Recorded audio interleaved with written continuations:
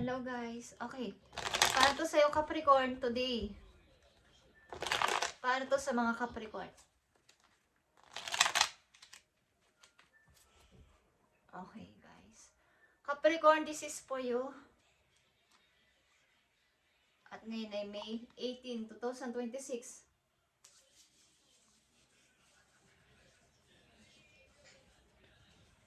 Bigay mo ang tamang message sa mga Capricorn today.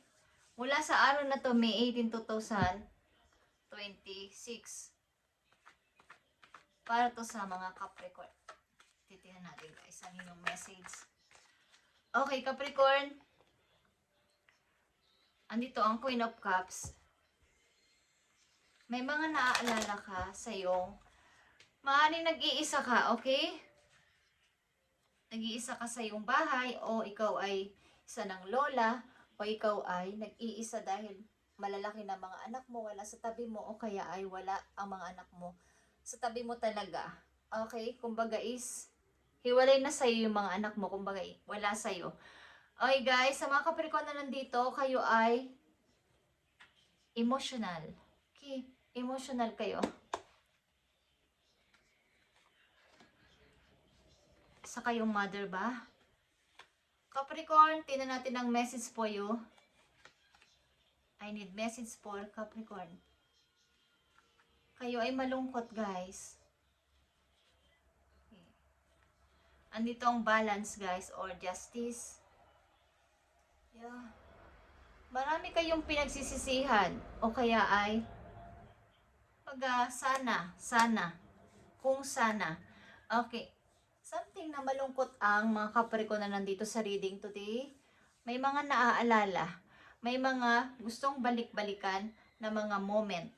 Mga bonding. Maybe kung saan kayo pupunta. At maaaring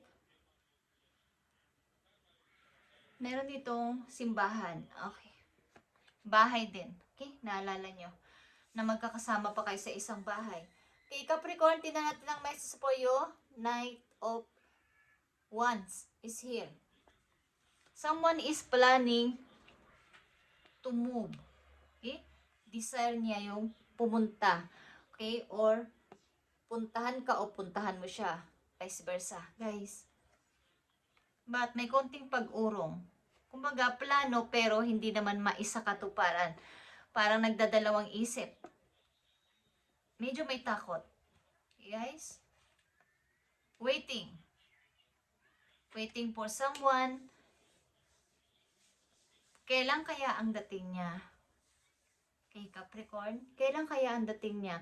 O kailan kaya niya ako susunduin? Okay. Looking. Okay. Plan. Waiting. Looking. Sa malayo. Hindi makalapit. Naghihintay na lapitan. Okay. Naghihintay na sa isang person. Or both of you naghihintayan sa isa't isa. Okay, Capricorn? May malungkot dito at maybe ikaw ito as a mother. At tingnan natin to guys. Something guys, meron ditong wala nang connection kasi. Kumbaga no contact. Wala nang, kumbaga pinutol na niya yung kanilang relasyon. Pinutol na nila yung kanilang connection. At maaaring may isa ditong nagdesisyon na tapos na tayo. Waiting for reunion. Waiting for parang mag-meet again. Capricorn. Maaaring ito isang taong matagal mo nakasama sa buhay mo at may naghihintay dito kung kailan yung tamang panahon para sila ay magkita ulit. At ang ilan sa inyo dito naghihintay ng opportunity. Kailan kaya darating ito sa akin? Yung pang long term. Yeah guys. Queen of Pentacles is here. King of Wands. Ito ay couple maybe na parehong naghihintayan. Parehong walang magawa. Kasi mayroong nagtapos. ang isang person dito, or both of you, may maayos naman na pamumuhay, kaya lang andito behind the scene yung lungkot sa inyong mga puso. Sapagkat wala na yung dati ninyong pinagsamahan, yung dati ninyong family is nasira na.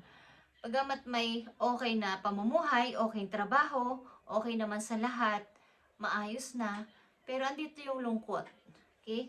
Wala namang, parang may namimiss sa isa't isa, or may namimiss dito ang isang tao. Guys. Okay, Capricorn, tingnan natin to. At naghihintay.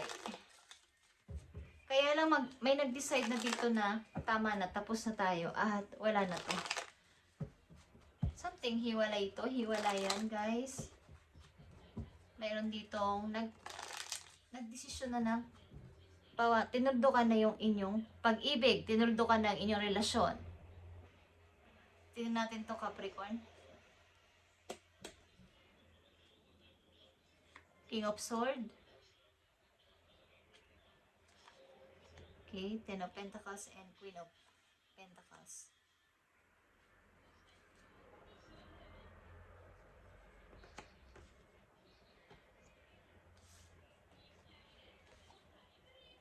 Four of Wands is here, guys. The Moon and Nine of Cups. So, maaaring dito ay may magtatagpo ulit. Okay guys, together again dito. At ito na yung pinakamasayang mangyayari sa buhay ng isang tao. Na ito yung pangarap niya kasi. Magkaroon ng pag-aayos. Magkaroon ng reunion. Magkaroon ng bawais, magkita ulit. Okay guys. Something, may mga bagay na nangyari sa buhay ninyo na hindi nyo rin naintindihan. Sapagkat bigla na lang naging hindi okay ang inyong pagsasama ng person na to. At nagdala to sa iyo ng sobrang sakit at pagka-stuck. Kumbaga, ang daming problema. At maaaring kayo ay nagsikap na magtrabaho, nagsikap magpakabisi sa trabaho at nag-ipon. At maaaring nagpakatatag sa buhay. At malamang at sa malamang ngayon is okay na ang lahat. At may gusto ditong, kumbaga ito yung talagang family, o ito yung tao, o ito yung pamilya na gustong-gusto mo, kaya lang may nangyaring hindi maganda. So, sana mayroong pagbabagong maganap. At yun na ang pinaka masayang mangyayari sa buhay ko. Okay. Mukhang kahit na ano pang gawin ninyong healing, kahit ano pang gawin yung pag-move on, andito yung pagbabalik tanaw sa inyong isip ng yung bonding, yung pinagsamahan is andito. At hindi kayo makaalis dito sa shadow na to, sa nakaraan. Kasi hindi lang to basta yung laro. Okay. Something ito ay seryosohan na pagsasama ng dalawang person. Okay. Kaya lang may mga nangyaring hindi maganda sa inyong pagsasama. Maaaring may problema sa family. Nagka-problema sa family. At nagkaroon dito ng parang kanya-kanya muna ng landas sa buhay. Kanya-kanya muna ng gagawin sa buhay. Pero at the end of the day, is andito yung pagka-miss. Okay. Tingnan natin ang mga messages pa po yung Capricorn.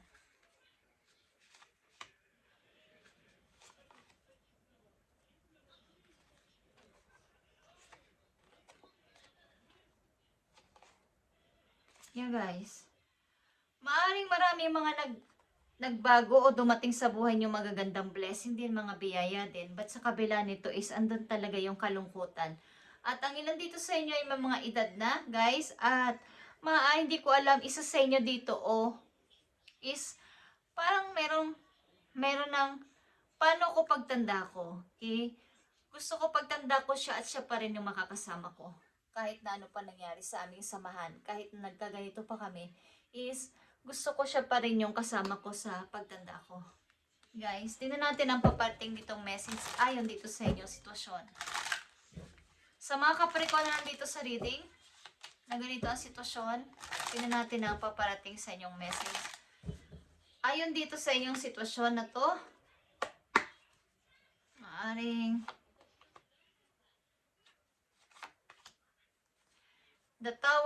again is here. King of Wands again is here. At Knight of Wands again. Okay, dalawang King of Wands at dalawang Knight of Wands. At dalawang person ito na talagang, kumbaga, pareho kayo kasi ng gusto sa buhay. Gusto mga gawin sa buhay. Masaya kayo pag magkasama.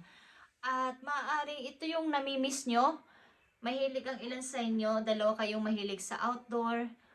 Nag-walking, nagja-jogging, o pupunta sa mga, mahilig kayo sa mga adventure, sa nature. Okay. Both of you is magkapareho ng gusto sa buhay, gustong gawin sa buhay, desire ng puso. Okay, so ito yung namimiss nyo na sana pagdating ng panahon is magkita pa rin kami. O mag-meet ulit kaming dalawa. Okay, ko kahit na magkaibigan na lang or para na lang sa mga bata. Hey guys, Capricorn, may namimiss kayo sa inyong nakaraang. Halimbawa is nakasama nyo sa buhay. Namimiss nyo. Yung inyong bonding. Kasi kahit anong gawin ninyong pagsisikap at kapag bibisi-bisihan sa inyong sarili, sa inyong trabaho, is andito yung lungkot. Tignan natin, Capricorn, tungkol sa inyong sitwasyon, payo sa inyo ng inyong spirit animals. Tignan natin. Andito ang balance, okay? At andito din yung balance. Justice is here. Capricorn, you are being told that hard work is important, but so is quality time with your loved ones. The balance between work, play, family, and career must be maintained for overall wellness and success. Andito yung pagkabisi nyo sa inyong trabaho at kung ano na pang inyong ginagawa sa ngayon. Kaya lang, isip-isipin nyo rin ang pagbabalansi dito, guys. Kung baka kayo nagkukulang na sa pamilya ninyo, sa inyong mahal sa buhay, sa inyong mga anak, or sa inyong sarili mismo. Bago itong, kahit na kayo ipon-ipon pa ng napakarami kung, yung mga special occasion, yung mga masasaya sanang araw na kasama nyo sila, or walang balanse. Minsan nakakalimutan nyo ang birthday ng mga anak ninyo o ng mga mahal nyo sa buhay dahil dito sa inyong ito yung nangyari siguro sa inyo, yung kawalan ng balanse sa sa sarili, sa private ninyo, sa inyong trabaho, sa inyong sa iba't ibang taong nakakasalamuhan ninyo, is may pinakamaraming oras sa isang party lang, kaya nagkaroon dito ng hindi maayos na pagsasama ang dalawang person. But meron dito naghihintay, guys. Okay? Nakatingin. Malungkot.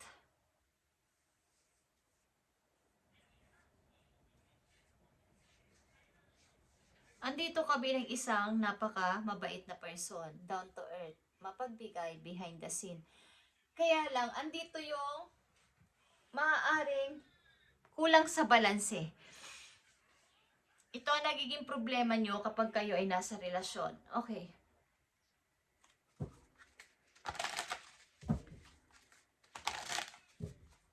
So, pag-aralan nyo muna, huwag pa sila mga taong pwedeng makakuha ng inyong attention at mawalan kayo ng balanse sa buhay. Okay, sa mga mahal nyo sa buhay, guys. Meron dito nararamdamang hindi magandang isang tao na involved sa buhay ninyo, guys. Tingnan natin ang message pa for you, Capricorn. Bilang isang mother, maybe is kayo ay namimiss nyo inyong mga anak. Be proud of yourself. Okay, Capricorn. Maging proud ka sa iyong sarili at sa iyong halaga. Ano man na nangyari dito sa inyong pagsasama, sa inyong sitwasyon na to is, huwag mong masyado tong, andyan na yon, nangyari na. At may panahon pa para dyan na kung darating ang panahon na kayo ay magkikita muli at magiging okay ulit ang lahat. kahit sa magkaibigan na lang kayo is, why not, diba? Ang mahalaga ay, huwag kang magpadala sa iyong emosyon. Ang mga Capricorn na nandito ay natatalo ng kanilang emosyon at something malungkot kayo madalas, guys. At maapektuhan ng inyong health dito. Okay? Maapektuhan ng inyong health. So, kayo ay mangyayari guys. Okay? Kung mayroong pang pagtatagpo ang dalawa ditong person is mangyayari ito sa tamang panahon, guys. Ang namimiss nyo ang inyong bonding. Silipin natin ang inyong pag-ibig, guys. Tingnan natin ang message sa inyo about sa inyong pag-ibig kung lalabas pa din dito ang iyong nakaraan. Para to sa mga Capricorn na nandito sa message. Tingnan natin ang inyong. Okay, Capricorn, andito ang keep an open mind.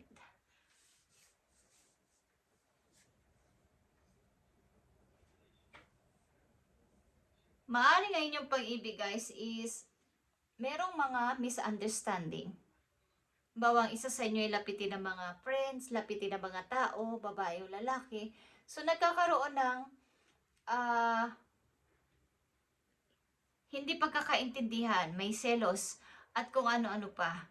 Okay? Maaring hindi ito yung expect nyo sa isang person na inyong makikilala o nakasama sa buhay.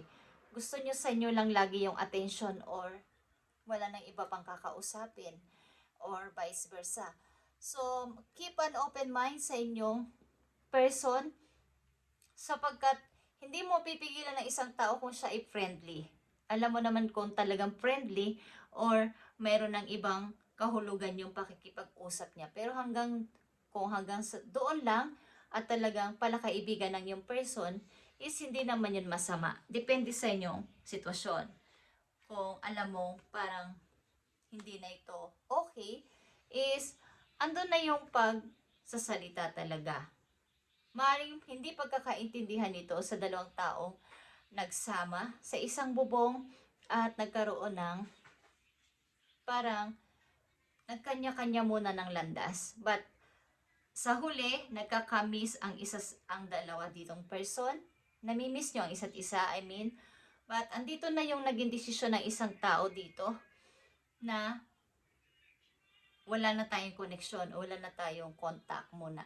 Pero may tumitingin sa inyo or isa sa inyo tumitingin pa din sa isa't isa. Kumbaga is, kung ikaw tumitingin ka sa kanya literal man o sa mga pinupuntahan ninyong mga apps is, sa social media is, merong nagmamasid. Okay, Capricorn, merong tumitingin ano nang ginagawa ni Capricorn, okay? Ano nang status niya sa buhay? Masaya ba siya ngayon? Okay? Meron na ba siyang iba? Merong tumitingin. Okay? So, andito yung something wala kayong contact na sa isa't isa. But may pagtitinginan pa din. May paghihintayan pa din. Okay? Maaaring ilan sa inyo ay nasa ibang lugar at nagpapaka-busy sa trabaho para hindi nyo maalala ang mga nakaraan. Pero, dumadating talaga yung time na sinusundan kayo ng nakaraan. At maaaring may pagsisisi. Okay? Kung sana. Okay, guys? Capricorn, this is your reading today. At kung maaari, kung kayo ay busy sa buhay, bigyan ninyo ng balanse ang inyong private life sa inyong pakikitungo sa ibang tao, sa inyong loved ones, at baka nakakalimutan nyo na ang mga taong nagmamahal sa inyo na hindi nyo natatanong kanilang health, ang kanilang nangyayari sa kanila, is baka hindi nyo malaman ang kanilang pakaramdam or ano ng kalagayan nila. So, kailangan nyo ng konting pagbabalanse sa inyong ginagawa sa ngayon. Okay, guys? At huwag itong masyadong dibdibin. Okay? Be proud of yourself at sana'y malaman mo may halaga ka. Okay? At kung may nangyaring mali-mali sa desisyon mo at kung ano naman to is, ganun talaga ang buhay. Okay, Capricorn? may nagkakamali talaga. Walang perfecto. Ang mahalaga ay yung may, kumbaga, nag-grow about dun. Okay, Capricorn, thank you and God bless. At ito inyong message today. Meron dito namimiss ang kanilang bonding. Okay, Capricorn, thank you and God bless.